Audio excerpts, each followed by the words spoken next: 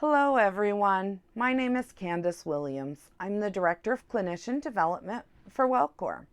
And today I want to talk to you directly about your community and making referrals to WellQor. I know it's really hard to have the conversations with your residents about WellQor services.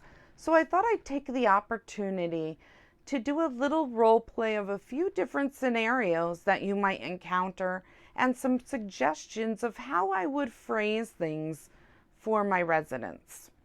My first example, I'm going to talk about a new resident that is about to move in or has just moved in.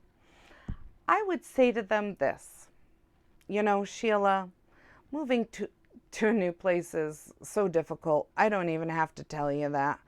And I'm sure you're experiencing so many emotions, and we know there's always a period of adjustment with any move and change.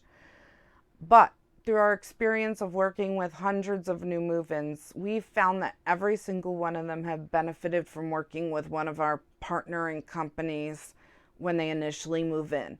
And that company is called WellQor. What WellQor does is it helps you adjust in the easiest way possible to your new surroundings. They'll work with you one-on-one as well as work with your family. And I have to tell you, no one gets a gold star for struggling. You've gone through enough change. WellQor has highly trained, licensed staff that can contact you, provide you with more details. But I do always want to ensure your confidentiality, so I do have a release that I'd like for you to sign, and that would allow us to start the process so that there aren't any delays. Now for the next scenario, this might be an existing resident who trusts you. This would be what I would do. I would go up to them and say, "Hey Karen, I just wanted to touch base with you briefly. I've noticed you've had a lot going on, especially with the death of Sylvia, your close friend here. I can't even imagine how hard it is at a time like this for you. I knew how important she was to you. But I wanted to tell you about WellQor, which you might have heard a little bit about since we partner with them and they're here to help us through times like this. They're the real experts at meeting your emotional care needs. We can deal with the physical, but they really specialize in that emotional.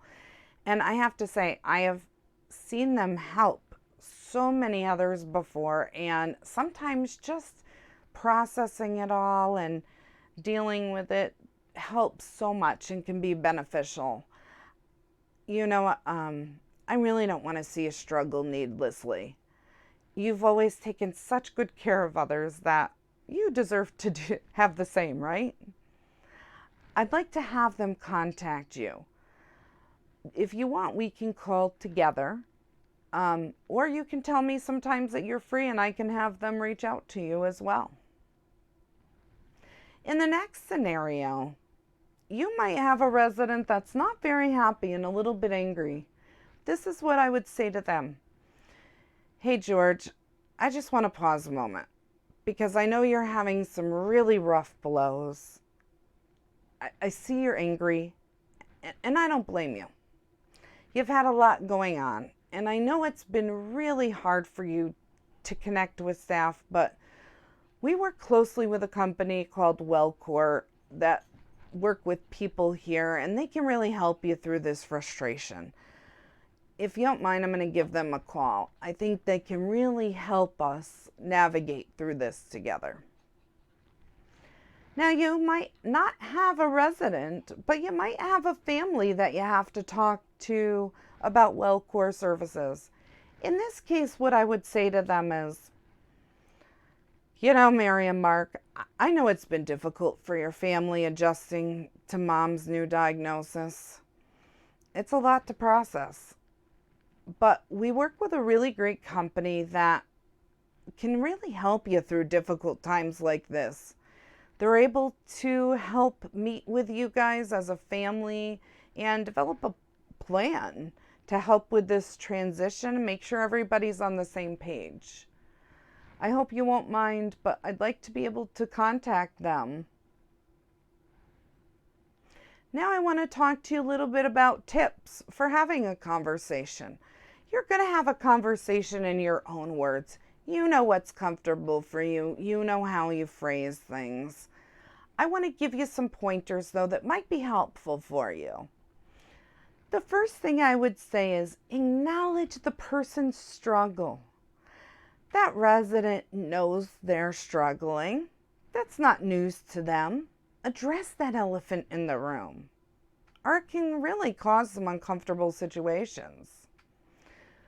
Provide reflective listening and support and reassure them that there is help.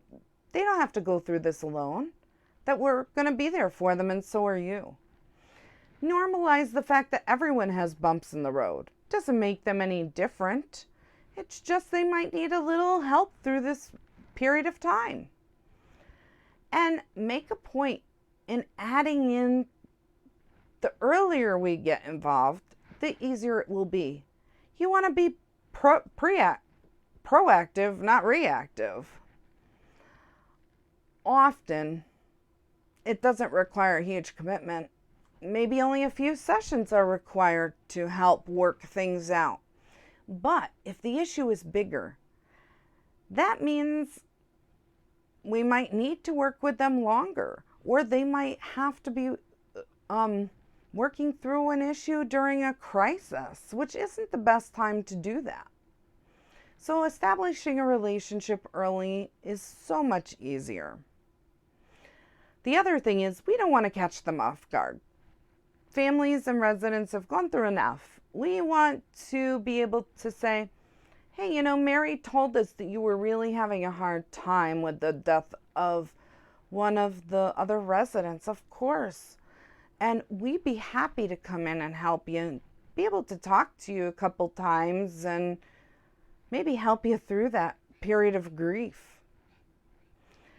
The other thing is, you don't need to do the therapy with them. We certainly can. It's okay to admit that you don't have all the answers, but you do know where to go for them. You can reassure them that our therapists can work with them, and we can build that trust and establish a relationship and a rapport. The other piece is, it really helps for us to know not only who spoke to them, who our contact would be to touch base with, and so also we can reference the conversation to let them know, hey, we heard you were talking to Sue, and she made mention that you might have some struggles that we could help you with. All of those pointers make for a really great conversation with your resident. They want to work with you. No one wants to struggle. No one wants to suffer. They want to make the most of their time as well as you do too. So, give us a call. We're happy to help you. We're happy to work through scenarios or role play this with you.